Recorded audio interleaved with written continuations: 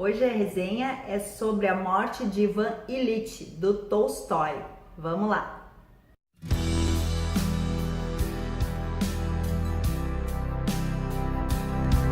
E aí, pessoal, tudo bem com vocês? Comigo tá tudo tranquilo, espero que vocês estejam bem também. E hoje a gente vai conversar sobre esse livro aqui, né, pessoal? A Morte de Ivan Ilitch, é uma novela, né, bem rapidinho, dá para ler aí em duas, 3 horinhas, né, do Tolstói, Leon Tolstói, Lev Tolstói, Liev Tolstói, enfim, do Tolstói. Esse livro aqui, pessoal, ele foi escrito em 1886, tá? E do que trata essa novela? Da morte do Ivan. Pois é, gente, assim, tem muita gente que fala, porque é lindo, maravilhoso, porque é tudo de bom, só porque é do Tolstói. Só que assim, gente, pra mim não foi lá grande coisa. Foi um livro ok, foi uma história ok, ela é muito simples, ela é muito direta, né? Mas não foi por isso que eu não gostei. Não gostei não, gente, que assim, não achei tudo aquilo, porque tem muita gente que fala que é um clássico maravilhoso. Tá, pode ser um clássico, né, enfim, é de um clássico russo, mas a história não é lá grande coisa, pessoal, porque assim, é um jurista, tá, que ele morre, obviamente. Então assim, o livro, na verdade, começa com um grupo de juristas que estão lá num edifício da justiça, né, enfim, e estão reunidos lá e eles recebem a notícia que um membro do grupo deles, um jurista também, que é o Ivan, ele morre. Então eles recebem essa notícia. E um deles, um desses juristas do grupo, né, resolve ir lá no velório, né, no serviço fúnebre lá, né, enfim, né, que vão fazer lá pro morto. Porque ele era o mais chegado, né? E ele vai, e ele encontra lá, assim, uma viúva mais preocupada com a pensão que ela vai receber. O grupo ali de juristas, né, digamos, os colegas dele, né, estão mais preocupados com quem é que vai ficar no lugar dele. Então a gente já tem uma noção de que esse Ivan Ilitch já não foi grande coisa, que não tem muita gente sentindo assim a falta dele. E aí a gente entra na história dele, então. Aí ele começa a narrar como é que foi a vida dele, que o pai dele já era, assim, de cargos do governo, que ele ingressou também em cargos do governo, né? E dedicado ao trabalho, né? E ele casa. Não casa por amor, tá, pessoal? Mas ele casa com uma mulher que era muito bonita, muito inteligente. Só que daí o casamento no começo vai tudo bem, tudo ok, e ela engravida. E aí o casamento desanda.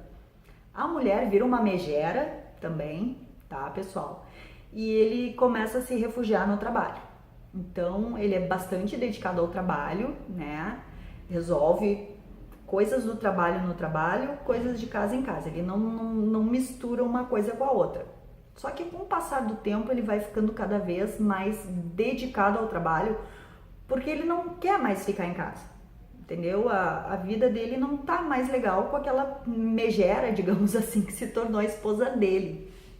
Eles têm alguns filhos que morrem, né? Se eu não me engano, são 2 bebês, né? No decurso ali do casamento morrem 2 e ficam 2 vivos que até estão bem encaminhados, estudam e tudo, né? São pessoas ok. E aí, eles estão assim numa maré meio ruim, né? Ele tá querendo um serviço melhor, ele tá querendo um salário melhor e eles trocam muito de lugar, né, pessoal? Por conta do trabalho dele, eles mudam muito de localidade, né? De moradia. E aí eles estão num determinado local e aí ele põe isso na cabeça, que ele quer ganhar mais, porque eles gastam muito também. E aí ele consegue um emprego, parece que é 5.000 rublos por mês, por ano, não me lembro, pessoal, mas parece que é esse valor. E aí a família dele fica nesse lugar, né, que eles estão, e ele vai para a cidade, eu acho que é São Petersburgo, só pode ser, né, tudo é sempre lá. E ele vai para lá e arranja um apartamento, arranja uma casa, ele que decora, ele faz tudo, tá super empolgado, super, né, feliz e tá no novo trabalho, tá ganhando bem, tá feliz também com o trabalho. E ele tá lá arrumando a casa, colocando umas cortinas, parece, e ele cai e ele se machuca. Mas a princípio não é nada, tá tudo bem. A família vai pra lá, eles têm uma trégua no casamento, né? Até que começam a se dar bem.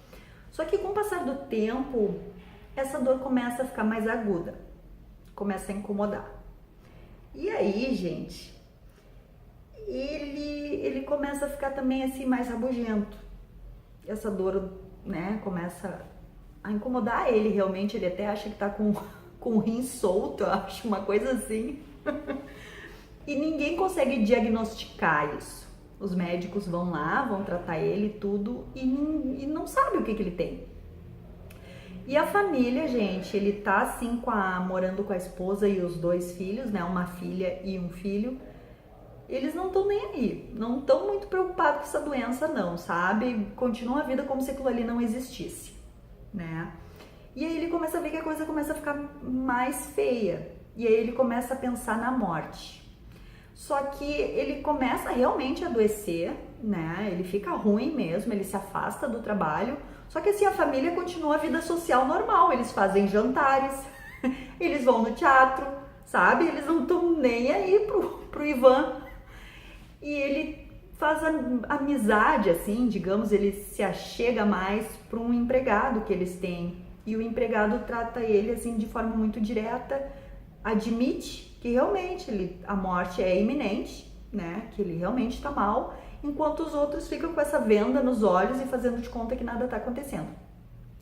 E aí começa todo, assim, um fluxo de consciência, pessoal, dele pensar na morte. Ele começa a pensar se a vida valeu a pena, se o casamento valeu a pena, de que adiantou aquilo ali, sabe? E ele até fala aqui, deixa eu ver se eu marquei aqui pra vocês, eu acho que eu marquei um trechinho do que ele fala.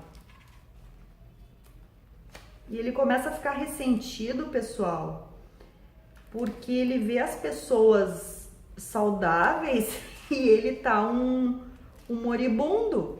Então tem um momento que ele tá no quarto, doente, ele fica encerrado num quarto, né? Depois ele vai para uma sala e as pessoas se incomodam de ficar vendo ele no sofá. E aí tem um momento que ele tá no quarto e entra a mulher dele, tá? Daí ele coloca aqui: Ivan Ilitch examina, olha por inteiro e a recrimina pela brancura, por ser roliça, pela limpeza das mãos, do pescoço, pelo brilho do cabelo e o cintilar dos olhos cheios de vida. Odeia-a com todas as forças do espírito, e o toque dela o obriga a padecer de um acesso de ódio. Então é isso que ele sente quando ele vê a mulher, a esposa, num determinado momento, tá, gente? E aí aqui, né, mais pro final do livro, então, quando ele entra nessas reflexões sobre a morte, né, de pensar do que ele fez da vida dele, né, aí tem um trechinho assim: quanto mais distantes da infância e mais próximas do presente, mais suas alegrias eram insignificantes e duvidosas, né? E aí ele começa a pensar na infância, na escola de direito, no casamento, e até que chega o fim inevitável, né, pessoal?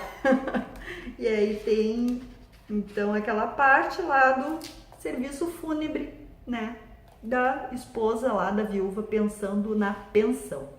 Tá, gente? É isso por hoje, a gente se vê no próximo vídeo. Quem gostou, dá um like, né, pessoal? Se inscreve aí no canal e até o próximo. Tchau, tchau!